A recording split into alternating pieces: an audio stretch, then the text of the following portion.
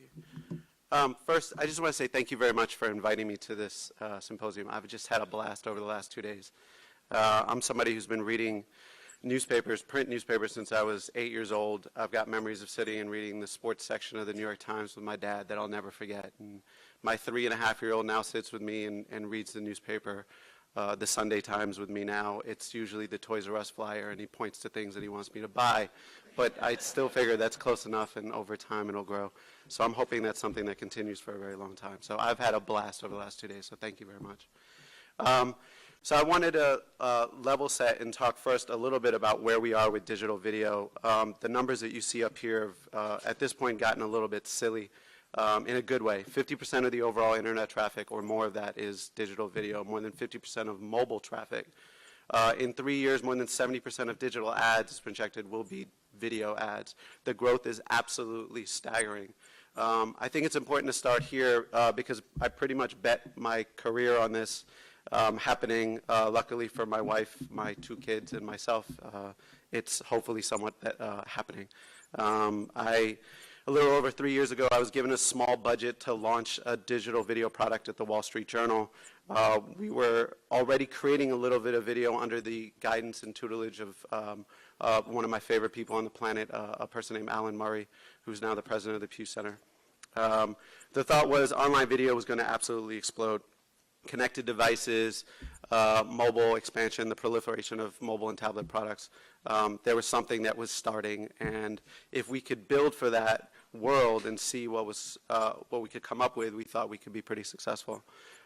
So for about 6 months, we signed every deal we could that made sense. We ramped up video production and launched in September of 2011 on 9 different platforms, from Roku to Samsung to Apple TV. Over the next 12 months, we launched on 21 more platforms, and including premium partnerships with the likes of YouTube. Basically, this is what we did. The theory was, and this is the start of where we think that we differ from cable news, is we wanted to create a proposition that was live when you need it, in depth when you want it, anywhere and everywhere you were. I'm going to try and show a video and probably screw this up, so forgive me, and I'm already screwing it up. Sorry. Yeah, perfect.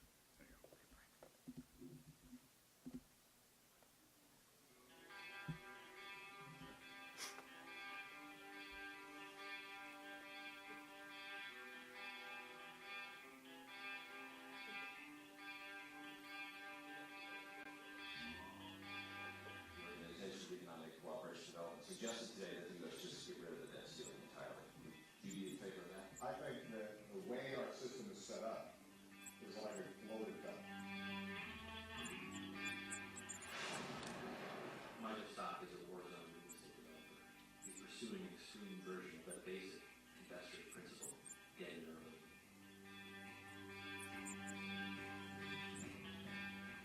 Digging through government records, the Wall Street Journal has found that the defenses in the station lobotomized hundreds of World War II vets. Just even started is what it is. That's what we're. Trump alone was something that was going to cut off out of the line.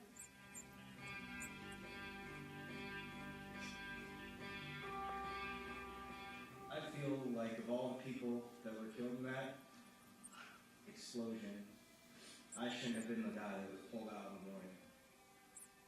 It's not hard to have a good day. It's not the same day that me before Iraq would have had. You will find no other area of life where there will be a Palestinian playing with sorrow and all the Israelis will be helping him.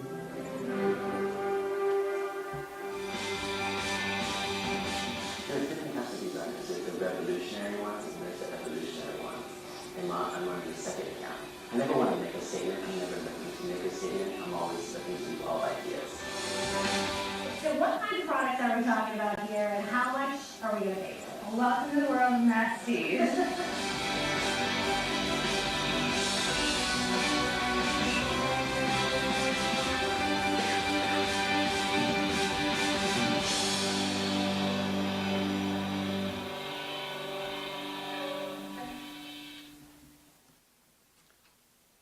Nice, I didn't screw it up. Okay.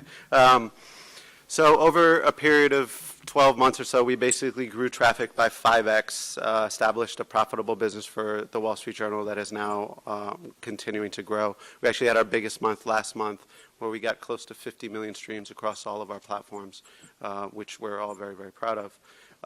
And yes, we do believe that we were challenging the notion that news video consumption was only happening on cable news. The idea was that we had the opportunity to create a new brand and introduce the Wall Street Journal to a whole new audience and space in a way that cable news was avoiding altogether. From live feeds like a presidential speech to breaking news to original video, the web was basically giving us an option in online video to grow every day that was largely being completely ignored by cable news. The majority of growth in online video and therefore news is coming from mobile.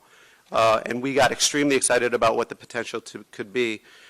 We launched a product called WorldStream, working with a company called Tout. We were able to arm our 2,000 reporters around the globe with some hopefully had their own smartphones, some we actually bought smartphones, and created a proprietary app for them that allowed them to shoot content from wherever they were. It was basically our version of iReport, but with real journalists.